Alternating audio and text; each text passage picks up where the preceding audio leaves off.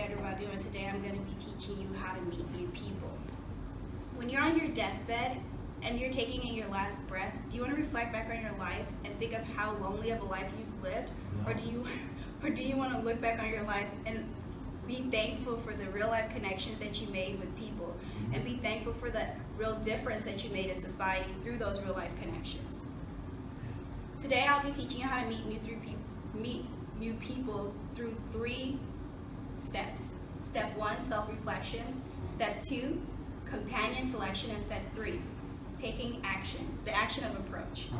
Step 1, self-reflection. In order to complete self-reflection, you have to understand the type of person you are. You have to understand what kind of vibe you have. Are you a negative person or a positive person? If you're a negative person, you have to counteract that negative character with positivity. If you think negative thoughts, counteract that with something positive. Or if you do something negative, counteract that by doing something positive. You have to truly take care of yourself first before you can take care of someone else, before you can love someone else. Second step, you have to put your ego in check.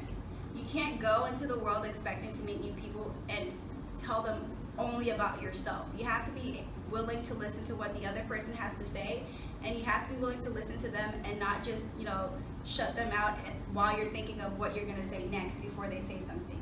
You have to be honest with yourself.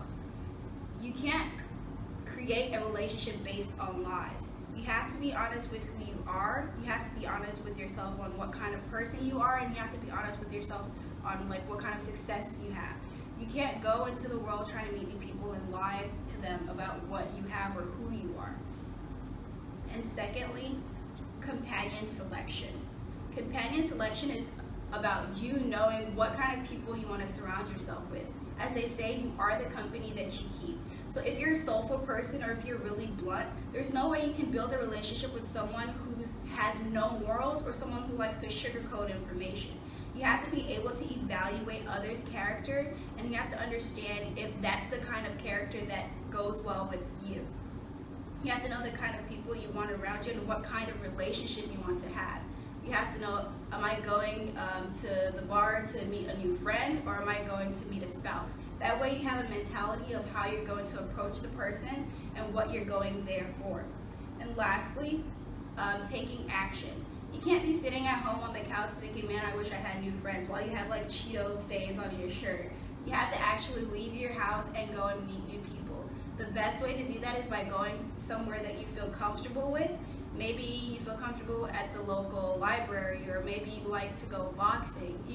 A pastor can't go to a strip club looking for another pastor to be friends with. I mean, that could be possible, but it's just, you have to go somewhere you know that you'll meet people that have interests that you have as well. And you have to have a positive approach. When you're meeting someone, your body language and your facial expression means a lot. A lot of people don't think about that, but you have to pay attention to the facial expression you have, the tone that you have, and the body language that you're giving to the other person. And if you go and approach someone and they're being negative towards you, remember, you're the one going out to look for friendship or a spouse. They don't have that in mind, so you have to either leave them alone or ask them what's wrong, or move on to the next person. And when it comes to talking to people, first you have to do small talk. Small talk is basically you starting off from the basis of the conversation.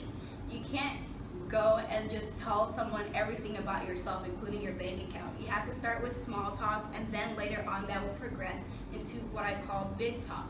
The more you find out that you have things in common with that person, the more naturally it'll become for you guys to talk. And it's okay if you go and looking for someone, or looking for a spouse, and you don't find one. Sometimes small relationships as friendships sometimes grow into being like boyfriend and girlfriend with someone. And life, in conclusion, life is too short to live alone. A lot of people feel like they're an introvert, and a lot of people feel like they don't connect well with others, but there's always someone who's just like you. There's always someone out there who has the same characteristics as you, or there's always someone out there who's willing to understand you or befriend you. Don't be too hard on yourself. You have to understand that life is too short and life is too difficult to go through it alone.